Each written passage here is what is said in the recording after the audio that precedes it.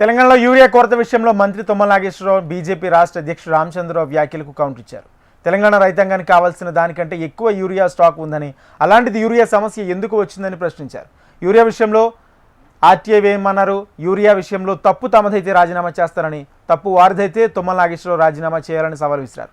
రాష్ట్రంలో urea black మార్కెట్లోకి ఎందుకు వెళుతుందని, దాన్ని నియంత్రించాల్సిన బాధ్యత ప్రభుత్వాంది అంటున్న బీజేపీ అధ్యక్షుడు రామచంద్రరావుతో మా correspondent Ravikiran face to face.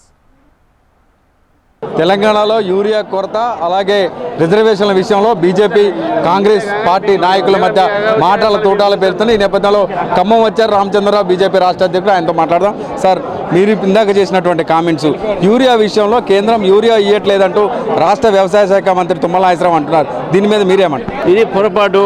మేము 2024-25లో రబీ ఒక సీజన్లో 12 లక్షల పై చిలుకు లక్ష మెట్రిక్ టన్ యూరియా ఉన్నది. అప్పటికే 4 లక్షల మెట్రిక్ టన్ ఎక్సెస్ ఉన్నది. తర్వాత రబీ సంబంధించిన తర్వాత ఖరీఫ్ సంబంధించిన దానికి కూడా మీరు రిలీజ్ చేసినాము. ఇక్కడ యూరియా అవైలబిలిటీ ఉన్నది. ఇక్కడ యూరియా అవైలబిలిటీ ఉన్న తర్వాత కూడా ఎరువు దుకాణాల్లో అది చేరట్లేదు. ఎరువు దుకాణాల్లో పోకుండా బ్లాక్ మార్కెటింగ్ జరుగుతుంది, దాన్ని డైవర్ట్ చేస్తున్నారు. అది తెలుసుకోవాల్సిన బాధ్యత రాష్ట్ర ప్రభుత్వంది. వాళ్ళు చూడాలి, దీన్ని నియంత్రణ చేయాలి. రైతులకు యూరియా సరిగ్గా వాళ్ళ చేతిలో చేరాలి. ఇది చేరకుండా వాళ్ళకు అక్కడ ఎందుకు మా మీద చూస్తే ఎట్లా? మీరు చేయాల్సిన పని మీరు చేయండి. మీరు యూరియా కంట్రోల్ మీరు చేయండి. దాన్ని ఒక సప్లై ఎందుకు మీరు సప్లై చేసిన తర్వాత మీ దగ్గర ఎందుకు కొరత ఉంటుంది? కొరతకు ప్రభుత్వం కారణం కాదు, మా కేంద్ర ప్రభుత్వం కారణం కాదు, కొరతకు రాష్ట్ర ప్రభుత్వం కారణం. అది నేను ఛాలెంజ్ చేస్తాను. కావలసినంత ఇవ్వట్లేదు కేంద్ర ప్రభుత్వం, కావాలనే చేస్తుంది అంటున్నారు. అది అబద్ధం. మీకు డిపార్ట్మెంట్ ఆఫ్ ఫర్టిలైజర్ ఇచ్చినటువంటి రికార్డు ఇప్పుడు చూపెడతాను, మళ్ళీ చూపెడతా. కావాలంటే డిపార్ట్మెంట్ ఆఫ్ ఫర్టిలైజర్ కు నుంచి వచ్చినటువంటి ఒక వివరణ ఏదైతుందో నడ్డా కదా మేము మాట్లాడిన తర్వాత ఎక్కడ కూడా కొరత లేదు, మేము తక్కువ చేయలేదు.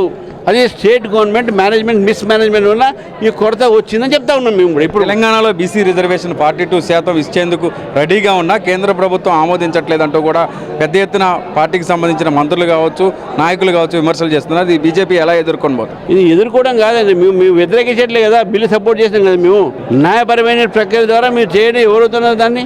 మీ ఇప్పుడు కూడా 42% మేము సపోర్ట్ చేస్తూ ఉంటున్నాం. కానీ ఆ 42% 10% ముస్లిం రిజర్వేషన్ మేము వ్యతిరేకిస్తాం. దాన్ని మాత్రం తప్పకుండా అడ్డుకుంటాం. బీజేపీ కార్యాచరణ ముందు ఎట్లా ఉండబోతుంది? మీరు రాష్ట్ర అధ్యక్షుడు అయ్యాక ఎలాంటి మార్పులు వచ్చాయి, ఎట్లా ఉండబోతుంది? మార్పులు వస్తున్నాయి, మార్పు తీసుకువస్తాము. ప్రజల్లో కూడా మార్పు ఆలోచన వచ్చింది. భారతీయ జనతా పార్టీ బలోపేతం చేసి తెలంగాణలో అధికార దిశలో పోవాలని చెప్పి ప్రయత్నం చేస్తున్నాము. దానికి క్యాడర్ అంతా కూడా సిద్ధమై ఉన్నది. అన్ని నాయకులు కూడా మీతో కలిసికట్టుగా పనిచేస్తున్నారా బీజేపీ? దాంట్లో అనుమాన పడాల్సిన అవసరం లేదు.